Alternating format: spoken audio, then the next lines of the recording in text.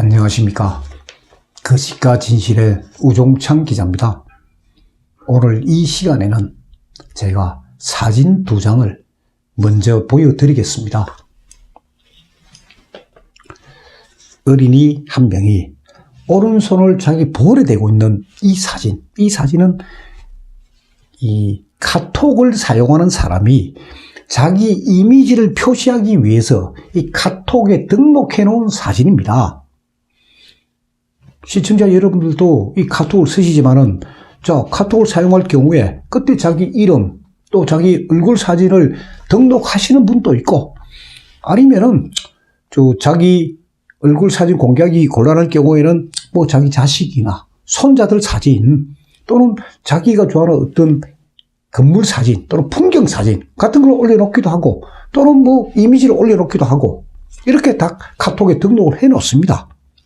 그 이후에 이제 카톡을 통해서 메시지를 주고받게 되면은 이런 사진들이 캐시 파일 형태로 태블릿 PC에 다 남게 됩니다. 캐시 파일 형태로. 그러니까 이 캐시 파일을 통하면은 카톡 사용자가 누구다 하는 것을 추정할 수가 있습니다.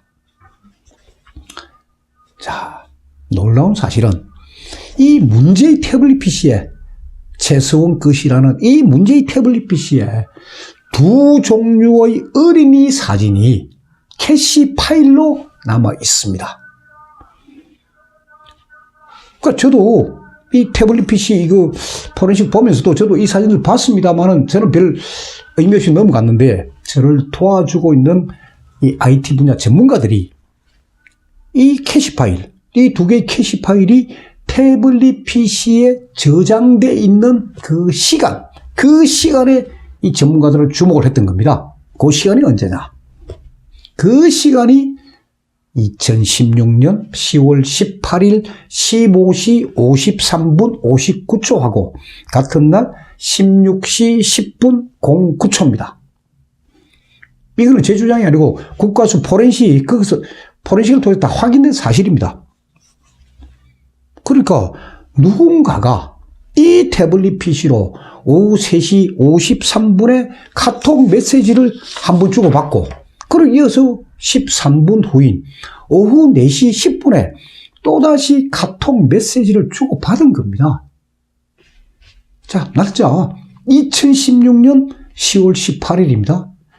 2016년 10월 18일 오후 3시 53분이라면 이 태블릿 PC는 JTBC 수중에 있을 때입니다.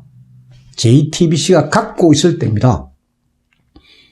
조금 더 구체적으로 설명을 드리면은, JTBC 김필중 기자가 고영태 책상 서랍에서 태블릿 PC를 발견을 하고는, 그리고 난 뒤에 이제 열어보려고 했는데 안 열리니까 서울 강남에 있는 삼성전자 서비스 센터 거기 가서 충전기를 사가지고, 그러고 난 뒤 전원을 켜가지고 태블릿 PC를 켠 그때가 오후 3시 53분 이 무렵입니다.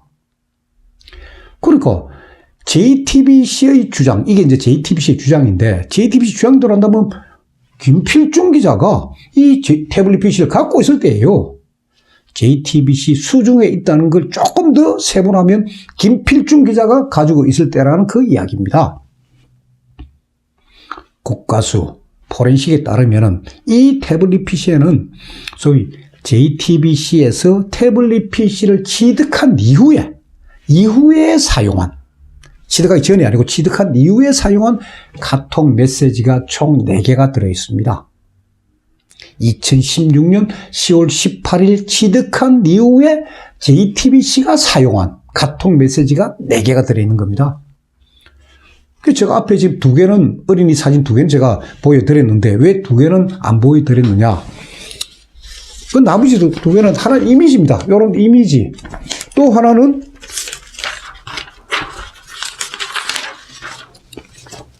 이 러브라고 쓴 이 영문입니다. 영문 이미지예요. 어린이 사진 빼고는. 그래서 그거는 별 이미지로 별 의미가 없어서 제가 안 보여드린 겁니다. 그러면은 이 어린이 사진, 이 선명한 이 2개의 사진, 이게 지금 캐시 파일로 지금 남아 있다는 이야기는 김필준 기자가 이 카톡 메시지를 주고받은 사람, 그 사람이 요 어린이 사진 두 사람은 김필준 기자와 아주 가까운 사람이다. 카톡 메시지를 주고받을 만큼 가까운 사람이다. 하는 이야기가 되는 겁니다. 그러니까 이 어린이 사진을 카톡에 등록한 사람, 그 사람이 누굴까요? 시청자 여러분들께서도 지금 이 어린이 사진 두 개를 보셨으니까 혹시 기억나시면 저거는 누구 손자인데? 뭐 그런 기억나시면 저한테 연락해 주십시오. 그래서 저는 오늘 이 시간에 JTBC하고 손석희 대표에게 세 가지 질문을 던집니다. 세 가지 질문. 첫째, 김필준 기자가 이 태블릿 PC를 취득한 이후에 이 태블릿 PC로 카톡 메시지를 주고받은 사람이 누구냐 하는 걸 밝히라 이거예요. 두 번째, 아니 김필준 기자는 자기 핸드폰 있지 않습니까? 자기 핸드폰으로 카톡을 해도 돼요. 그런데 왜 이 태블릿 PC로, 이 중요한 태블릿 PC로 그 사람하고 카톡 메시지를 주고받게 되었는지 그 이유를 밝혀라 하는 겁니다. 그리고 세 번째, 이게 가장 중요합니다. 자, 이 태블릿 PC는 대통령하고 최소한 피고인이 국가 기밀을 주고받은 그 기록들이 남아있다는 그런 중요한 증거물, 그게 JTBC 주장 아닙니까? 그런 중요한 증거물을 김필준 기자는 입수하자마자 왜 증거를 훼손하려고 하는지 손을 댔을까요? 그 이유를 JTBC는 밝혀야 됩니다. 왜? 그것은 저뿐만 아니고 온 국민의 관심사이고 그것이 바로 태블릿 PC의 진실 검증과 직결된 사안이기 때문입니다. 그래서 저는 오늘 이 시간에 공개적으로 JTBC와 손석희 대표에게 제가 던지고 있는 이 세 가지 의문에 대해서 답변해 달라고 요구하는 겁니다. 그러면 뭐 시청자 여러분들 이런 생각할 거예요. 아니 우 기자, 그게 그 태블릿 PC가 김필준 기자 손에 그때 있었다는 증거는 뭐냐? 그걸 제가 설명을 해드리겠습니다. 그러니까 김필준 기자가 2016년 10월 18일 날 고영태 책상에서 이 태블릿 PC를 발견하고 취득하게 된 그 과정을 제가 시간순으로 제가 쭉 정리해서 말씀드리겠습니다. 물론 그 내용을 가장 잘 아는 사람은 김필준 기자죠. 그래서 김필준 기자가 법정에 증인으로 출석했을 때 그날이 바로 작년 10월 1일입니다. 심수미 기자 다음에 김필준 기자가 정원석에 앉았습니다. 그래서 김필준 기자한테 변호인단이 물어봤죠. 이런 부분을. 김필준 기자, 이거 뭐 기억나지 않는다는 거예요. 아니 2년 전 일입니다. 그리고 김필준 기자 취재 1년 차 아주 젊은 기자입니다. 기억나지 않는다고 하니까 어쩌겠습니까? 그래서 저는 이 김필준 기자의 시간대별 취재 동선을 JTBC 취재팀장 손용석 팀장이 검찰에 제출한 증거서류, 그 증거서류를 근거로 해가 제가 지금 설명을 드리는 겁니다. 2016년 10월 18일 오전 9시에 김필준 기자가 이 WK가 위치한 빌딩에 도착을 합니다. 이 빌딩이 부원 빌딩입니다. 강남에 있고 저도 그 현장 부원 빌딩 가봤습니다. 가보고 WK 사무실 사정까지도 제가 올라가 봤습니다. 그리고 그 주변 지형들을 살펴보니까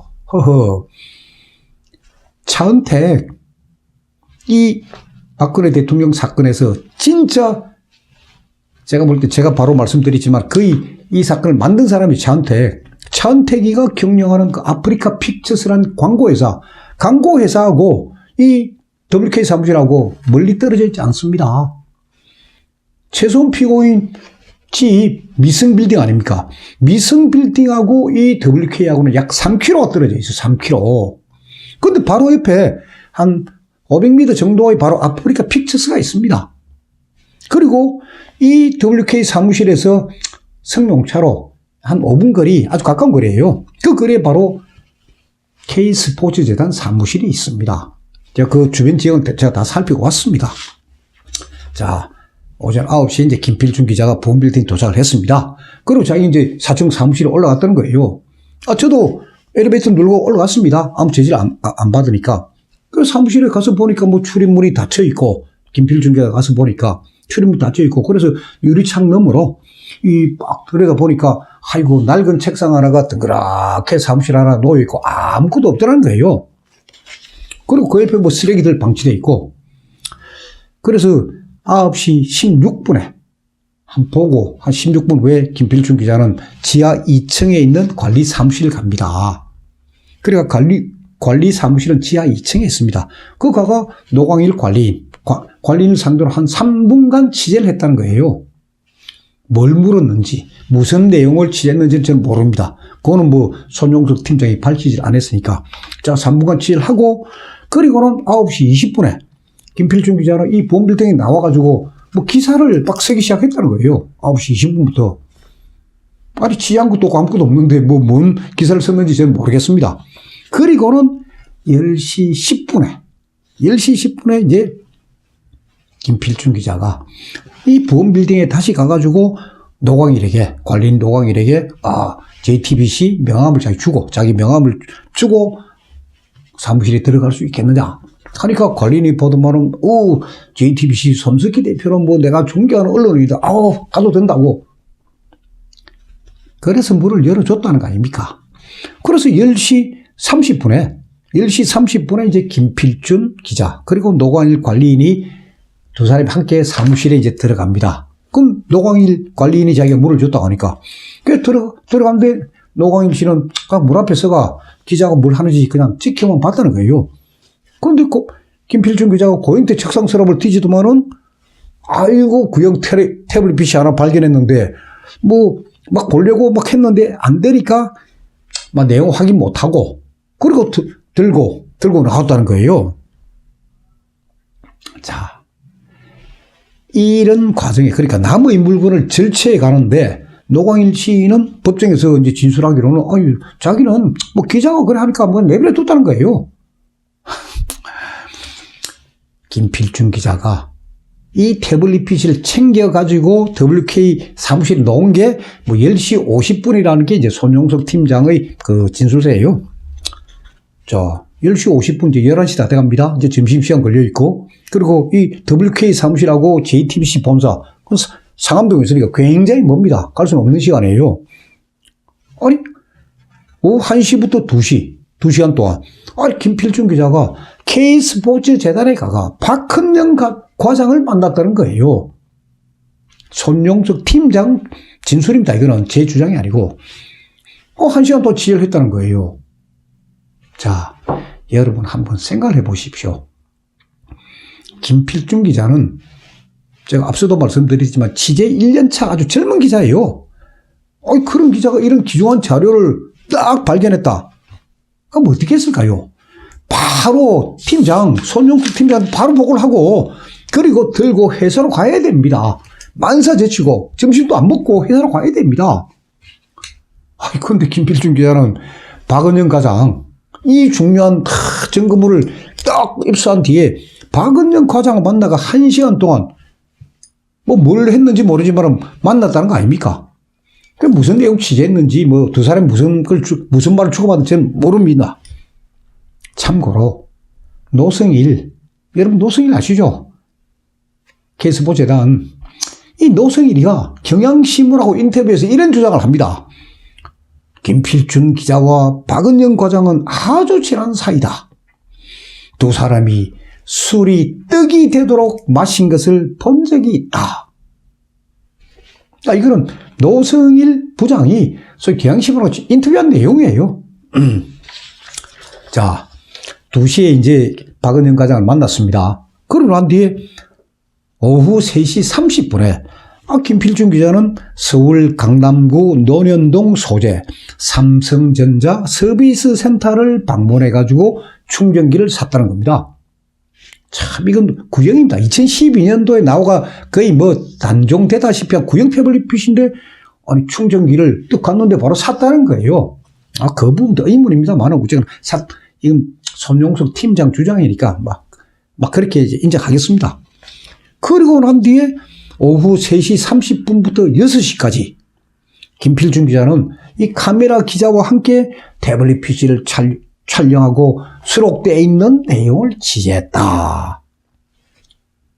이게 손용석 팀장 주장이에요. 그리고 난 뒤에 오후 6시에 김필중 기자는 WK 사무실에 다시 와가지고 그리고 태블릿 PC를 고영태 책상 서랍에 놔두고 갔다. 그리고 이틀 뒤 10월 20일 날 다시 방문해서 태블릿 PC를 가지고 갔다. 하는 게 손용석 팀장의 주장입니다.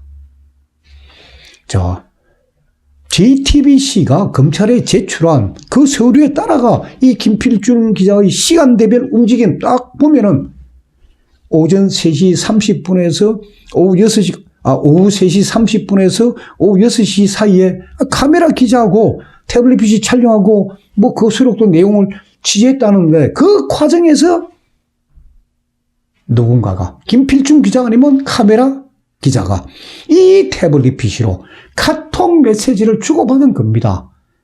오후 3시부터 6시 사이에 카톡 메시지 4개를 주고받은 겁니다. 왜 그랬을까요? 왜 이 중요한 증거물에 1년차밖에 안 된 어린 기자가 왜 이 중요한 증거물에 손을 대었을까요? 그게 태블릿 PC 진실과 다 관련된 그런 이야기들입니다. 다음 시간에 계속하겠습니다. 감사합니다.